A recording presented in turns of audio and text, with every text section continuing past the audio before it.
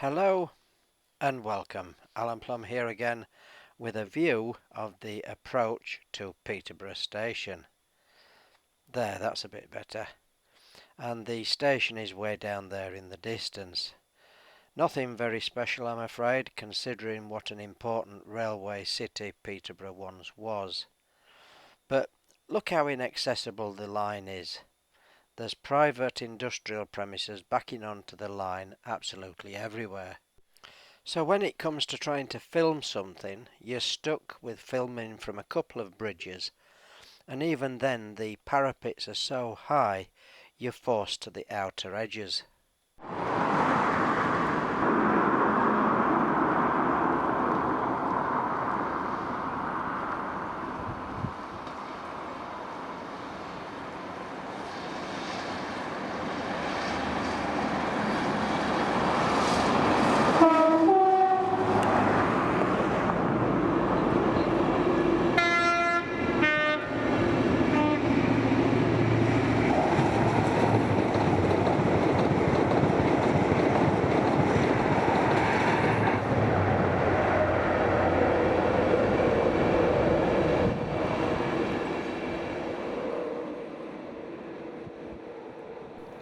Surely there must be some vantage point, some location that no one else has ever filmed from.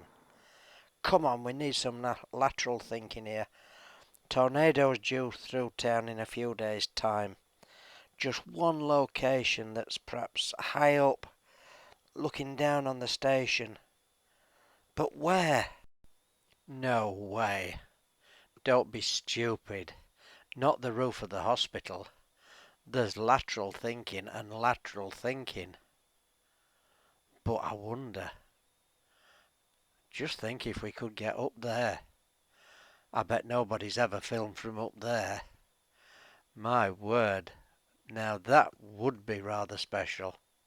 Surely you'd get a good view from up there. I wonder if it's possible. Wow. Just think if you could be up there looking down. I'm sorry, that's a bit of a wind-up in actual fact. It was very possible because around that time, which is actually a couple of years back now, I was one of the team doing the Asbestos Survey on the Peterborough District Hospital, which means going in every single room, accessing absolutely everything to find any asbestos-containing material.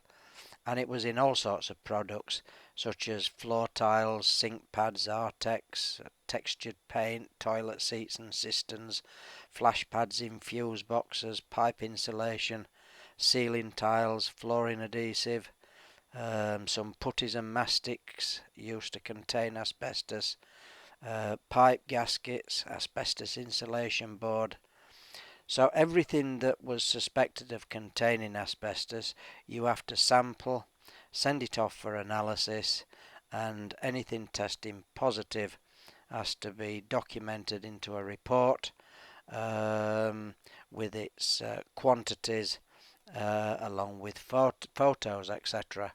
So it was quite a complex job, and this little bit of footage is from back then, just to show accessing the roof. Up to the plant room.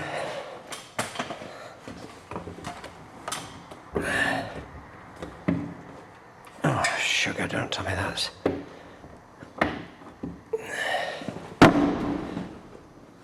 I thought it was locked. After climbing up 12 flights of stairs.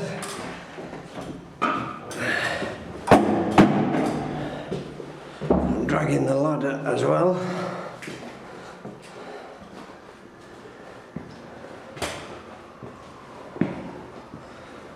So I just need to take some photographs of the lift shaft.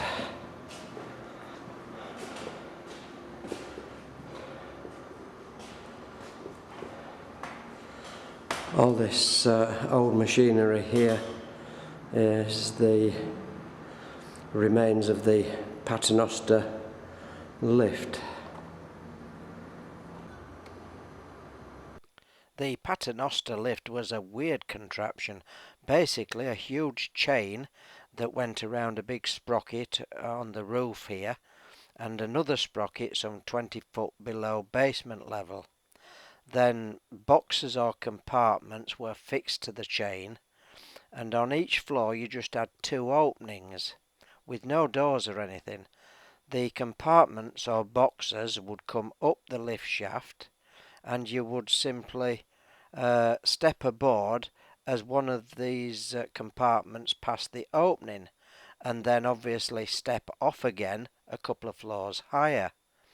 Then the boxes or compartments would go over the top of the sprocket, and what used to be the floor was now the ceiling, or vice versa, and it would go down the other side.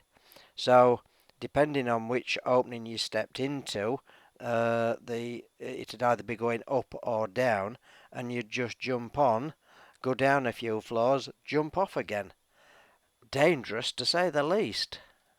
And this is obviously in the old motor room. You've just seen the big sprockets. That's some asbestos sheeting there, and you can just see the 2 openings there that are now blocked up obviously, but they just had them 2 openings with these boxes coming up and going back down again. And as I say, you just stepped on or off, and it never stopped. It just kept going and going all day long.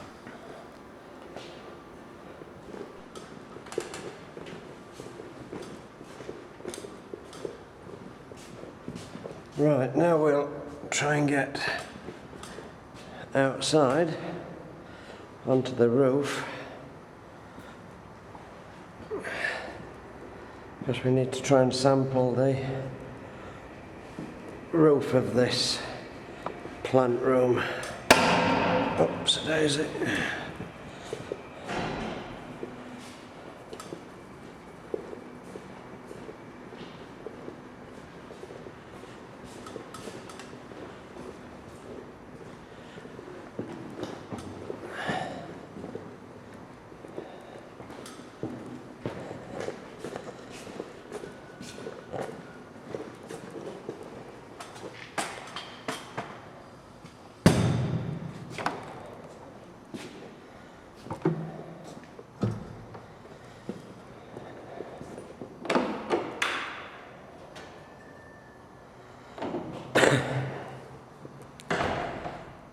All this insulation on this ventilating ducting all contains asbestos.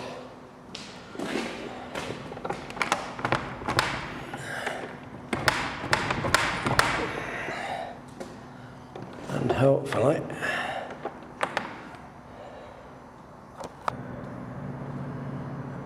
we can get outside. And there we see Peterborough Cathedral. That is where Mary Queen of Scots used to be buried. She was beheaded at Fotheringay Castle, just outside Peterborough. As you can see, the ladder is a little bit short, but I'm afraid I was a little bit naughty. I wasn't about to go back down all them stairs to get the longer ladder, but we managed to get a sample of the roof felt. There you can see part of the lightning conductor around the topmost part of the roof, and down there you can see how far it is down to the ground. So that's how we accessed the roof, but unfortunately I was a little bit disappointed with the actual view of the railway line. There were so many trees and buildings that the view of the actual line was quite obstructed, so I was, as I say, rather disappointed.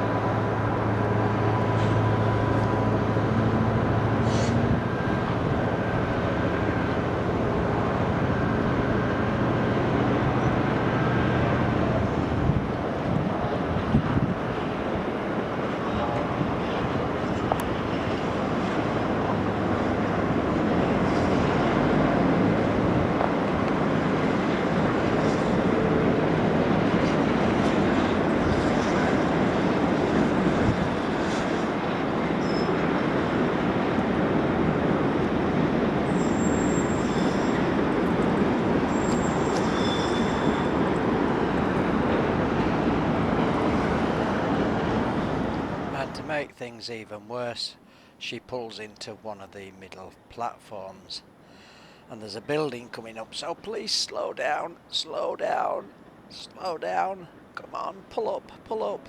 Oh no, no, no, no, no, stop, stop, stop, stop. Oh no, oh dear. So as you can see, it got even worse. So I nipped to the corner of the roof, and by doing that we just managed to get the cabin. So as I say, what I thought was a brilliant idea and would have given a brilliant view where nobody else had probably filmed from, turned out to be a bit of a flop. Right.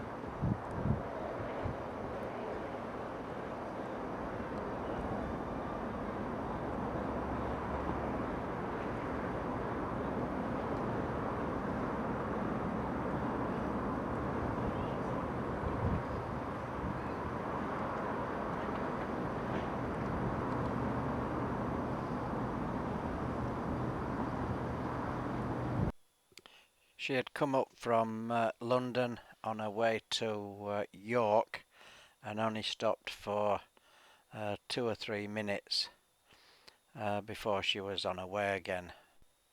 So there's very little that's remarkable about the footage, to say the least. The only thing remarkable is the actual location from where it was filmed, because the hospital is now in the process of being demolished. So I think I can say with a fair degree of certainty that this is the only clip of the railway taken from this location.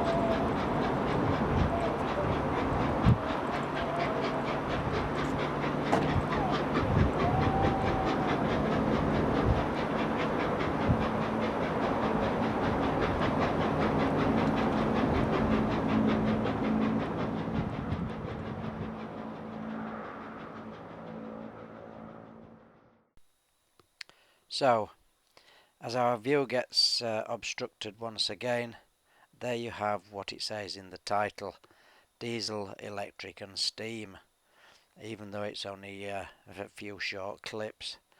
The footage has actually been laid around for a couple of years because, as I say, there's nothing remarkable in my opinion about it. But now that the location, Peterborough District Hospital, which has been part of Peterborough's skyline for over 40 years, will soon be nothing more than rubble and just a distant memory, then I thought the footage was worth posting.